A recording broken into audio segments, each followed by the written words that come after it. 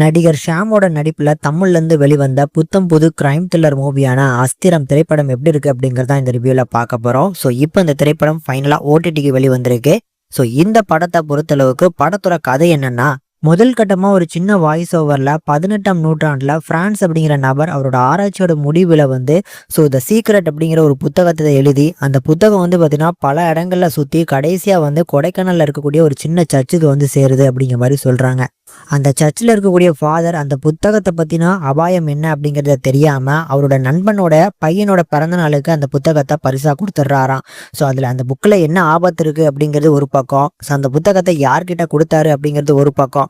So இப்போ கரண்ட்ல கொடைக்கானல்ல ஒரு பெரிய சம்பவம் நடக்குது. பட்ட பகல்ல கொடைக்கானலை ஒட்டி இருக்கக்கூடிய ஒரு சின்ன பார்க்ல கத்தியோட உள்ள வரக்கூடிய ஒரு இளைஞன் 30ல இருந்து 35 வயசு தான் இருக்கும் போல. ஸோ எதுக்காக உள்ள கத்தியோட வந்தான் அப்படிங்கிறதே தெரில. தன்னைத்தானே பாத்தீங்கன்னா வயிற்ற கிழிச்சுக்கிட்டு தற்கொலை பண்ணி இறந்து போறான். அங்க சுத்தி இருக்கிறவங்களும் மற்றவங்களும் இது ஒரு தற்கொலை அப்படின்னு நினைச்சாலும், இந்த படத்துல வரக்கூடிய நம்ம ஷாம் இந்த படத்துல ஒரு போலீஸ் ஆஃபீஸரா வாராரு. இது கண்டிப்பா தற்கொலையா இருக்கிறதுக்கு வாய்ப்பு இல்லை சார். இதே மாதிரியான பேட்டர்ன்ல மதுரையிலையும் சென்னையிலையும் இதே மாதிரி ஒருத்தவங்க பார்த்தீங்கன்னா இறந்து போயிருக்கிறாங்க. அதனால இந்த கேஸ்ல ஏதோ ஒரு மிஸ்ட்ரி இருக்கு அப்படின்னு சந்தேகப்படுறாரு. ஸோ அதனால அந்த கேஸை கேட்டு வாங்கிக்கூடிய நம்ம ஹீரோ இந்த கேஸ்ல இருக்கக்கூடிய அந்த மிஸ்ட்ரியை கண்டுபிடிச்சு சால்வ் பண்ணாரா இல்லையா அப்படிங்கறதான் மிச்சம் இருக்கக்கூடிய கதை.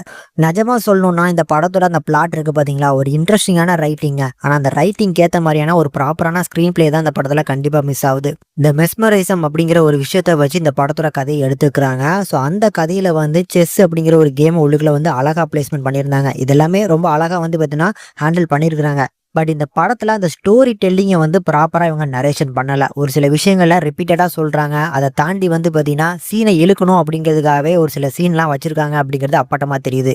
தென் இந்த படத்துக்கு அவங்க கொடுத்துருக்கக்கூடிய அந்த கிளைமேக்ஸ், இந்த மாதிரி கிளைமேக்ஸ் போட்டு முடிச்சோம் அப்படின்னா செகண்ட் பார்ட் செம ஹிட் ஆகும் அப்படின்னு நினைச்சு வச்சிருக்காங்க. ஆனா அது கண்டிப்பா சொதப்பி போயிருக்கு. ஸோ இந்த பாகுபலி 1ல பாத்தீங்கன்னா கட்டப்பா எதுக்காக பாகுபலியை கத்தியால குத்துனாரு அப்படிங்கிற மாதிரி காமிச்சு முடிச்சிருப்பாங்கல்ல. ஸோ அதனால என்னமோ செகண்ட் பார்ட் அந்த அளவுக்கு இன்ட்ரெஸ்டிங்கா இருக்கும். ஸோ அந்த மாதிரி இந்த படத்துல ஒரு எண்டிங் கொடுக்கணும் நினைச்சிருக்காங்க. ஆனா அது சொதப்பி போயிருக்கு. பெர்ஃபார்மன்ஸ்னு எடுத்துக்கிட்டோம்னா ஷாம் பாத்தீங்கன்னா எனக்கு பழைய படங்கள்லாம் சூப்பரான பெர்ஃபார்மன்ஸ் கொடுப்பாரு. ஆனா ரீசெண்ட் டைம்ஸ்ல அவரோட பெர்ஃபார்மன்ஸ் அந்த அளவுக்கு ஒரு ஸ்ட்ராங்கான ஒரு பெர்ஃபார்மன்ஸை எந்த படத்துலயுமே கொடுக்குற மாதிரி தெரியல. இது பாத்தீங்கன்னா வாரிசு படத்துலயுமே நான் நோட் பண்ணேன். இந்த படத்துல அவருக்கு கொடுக்கக்கூடிய அந்த இம்பார்ட்டன்ஸுக்குலாம் சூப்பரான ஒரு பெர்ஃபார்மன்ஸ் பண்ணி கொடுத்திருந்தாருன்னா இந்த படம் பாத்தீங்கன்னா அவரே தூக்கி நிப்பாட்டி இருக்கலாம். ஆனா அந்த மாதிரியான பெர்ஃபார்மன்ஸை கண்டிப்பா கொடுக்கல. ஏன்னா ஃபேஸ்ல சுத்தமா ரியாக்ஷன்ஸ் இல்ல. அவரோட பர்சனல் லைஃப்ல ஒரு சில பிரச்சனைகள் இருக்கும் பாருங்க, அந்த பிரச்சனைகளுமே பாத்தீங்கன்னா அந்த எமோஷன் நம்ம கிட்ட கனெக்ட் ஆகல. என்னடா படத்துல நெகட்டிவ்ஸ் மட்டுமே அடிக்கிட்டே இருக்கியா, அப்ப இந்த படம் சுத்தமா தேராதா அப்படின்னு நினைக்காதீங்க. கண்டிப்பா இந்த படம் ஒரு நல்ல படம் தான். இந்த மாதிரியான ஒரு நல்ல ரைட்டிங் கொடுத்த படத்தை பாத்தீங்கன்னா அந்த ஸ்டோரி டெல்லிங்ல இந்த படத்தை சொதப்பி வச்சிருக்காங்களே அப்படிங்கிற ஒரு ஃபீல் மட்டும் தான். அதுக்காக தான் இந்த ஆதங்கத்தை பாத்தீங்கன்னா இங்க இவ்வளவு சொல்றேன். கண்டிப்பா இந்த படத்தை ஒரு ப்ராப்பரான நரேஷன் கொடுத்திருந்தாங்கன்னா இந்த படம் வேற லெவல்ல பாத்தீங்கன்னா ஒரு பேசும் படமா வந்திருக்கும். பட் இந்த படத்துலயுமே ஒரு சில விஷயங்களை ரொம்ப இன்ட்ரெஸ்டிங்கா ரொம்ப அழகா பாத்தீங்கன்னா ஹேண்டில் பண்ணிருக்காரு இந்த படத்தோட டைரக்டர்.